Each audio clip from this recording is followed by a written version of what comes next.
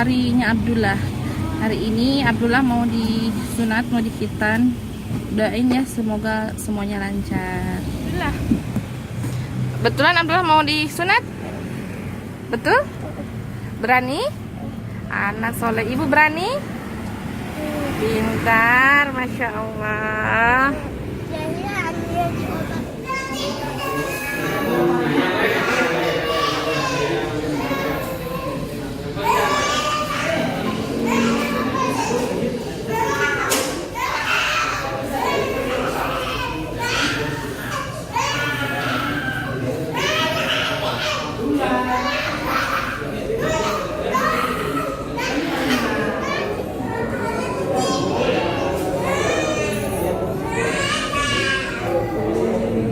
Abdullah sudah beres khitan. Tadi dia menangis katanya sakit waktu disuntik kramnya itu.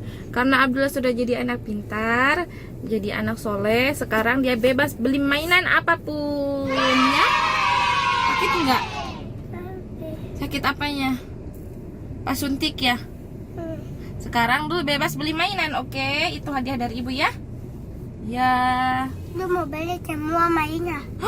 Semua mainan? Ya udah langsung sehat loh. Habis wah ibu. Ya Allah, udah bisa jalan, udah bisa mandi. Jadi nggak kayak dulu. Kalau zaman dulu harus pakai sarung, pakai rok. Sekarang nggak, zaman udah canggih.